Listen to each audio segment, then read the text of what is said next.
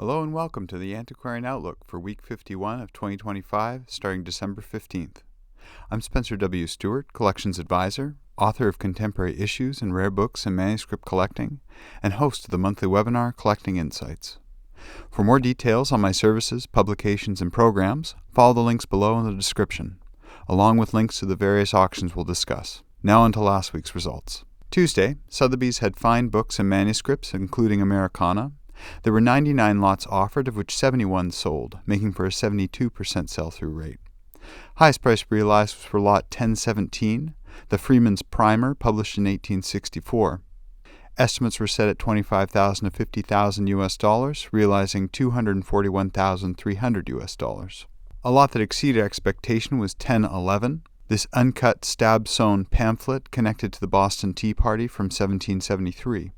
Estimates were set at $10,000 to $15,000 US, realizing $107,950 US.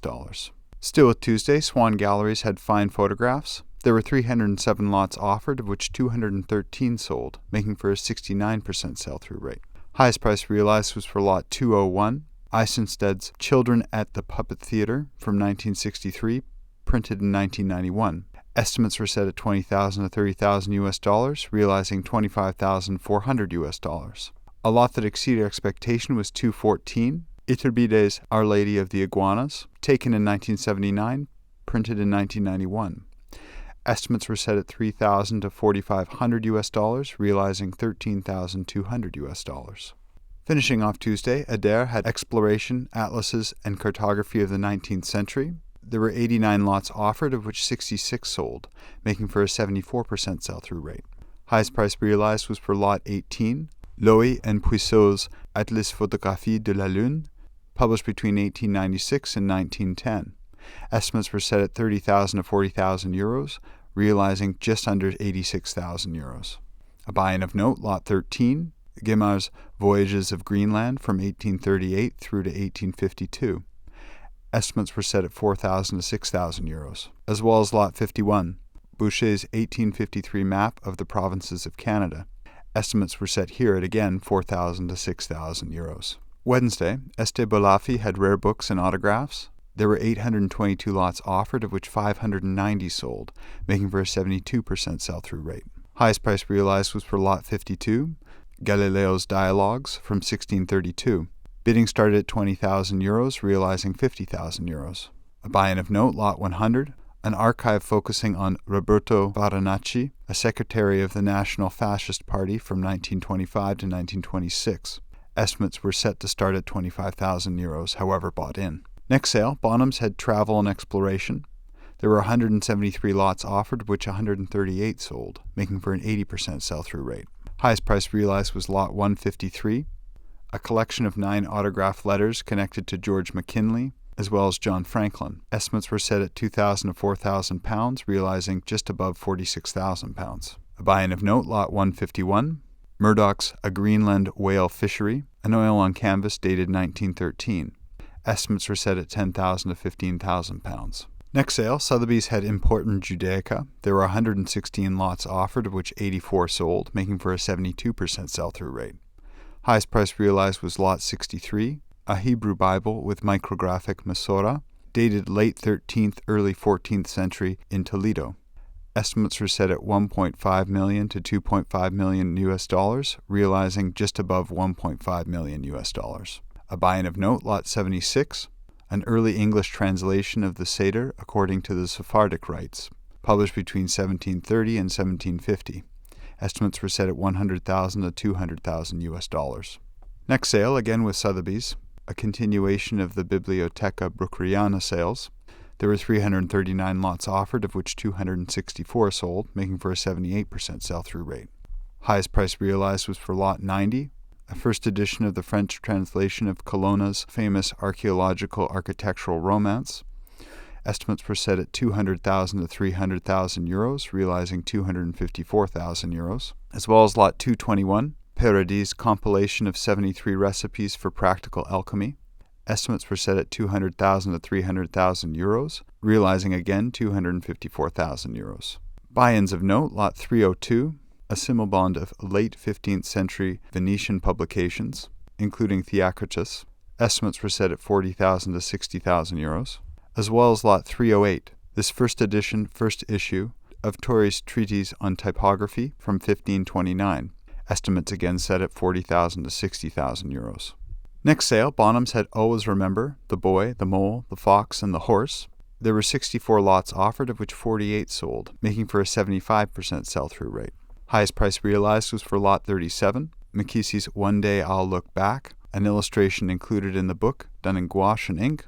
Estimates were set at £4,000 to £7,000, realizing £43,520. Next sale, Tessier Sarrou had movie posters. There were 604 lots offered, of which 473 sold, making for a 78% sell-through rate. Highest price realized was for lot 227, Venus Aveugle, Abel Gance's film from 1941. The winning bid realized €880. Next sale, Ader had an online sale of photographs. There were 285 lots offered, of which 175 sold, making for a 61% sell-through rate. Highest price realized was lot 44, Eugene Ager's Merchant with a Hood from 1899, an album print. Estimates were set at €1,200 to €1,800, realizing €7,100. A buy-in of note, lot 4, Pécarier's Architectural Studies from 1851 to 1852, in various sizes, printed on salted paper. Estimates were set at €1,000 to €1,500. On to Thursday, PBA Galleries had Americana, Manuscripts, Baseball, Travel, and Exploration. There were 471 lots offered, of which 246 sold, making for a 52% sell-through rate. Highest price realized was lot 61, an official monthly bulletin of the Great National Celebration of Peace and Musical Festival connected to the Civil War, published in 1869. Estimates were set at $1,000 to $1,500, realizing $7,500. A buy-in of note, lot 269, an extensive archive of manuscript letters and drawings by Paul West, done in around the 1860s. Estimates were set at $8,000 to $12,000. A lot that exceeded expectation was 161, the signature of President James A. Garfield, as well as an engraved portrait, done in 1881. Estimates were set at $500 to $800, realizing $2,250. Next sale, Bonhams had fine books and manuscripts, including Americana. There were 261 lots offered, of which 224 sold, making for an 86% sell-through rate. Highest price realized was for lot 251, an autographed manuscript of 3 fragments connected to Richard Wagner. Estimates were set at $30,000 to $50,000, realizing just under $41,000. A buy-in of note, lot 216, Podevin's original artwork for the first edition of Neil Stephenson's groundbreaking novel Snow Crash from 1991. Estimates were set at $100,000 to $150,000. Another buy-in of note, lot 236, this autograph letter signed by Martin Luther to his friend the theologian Viscomp. Estimates were set at $100,000 to $150,000. For a hyperlinked list of next week's auctions we have an eye on, please get in touch with us directly. As always, the Antiquarian Outlook is totally independent.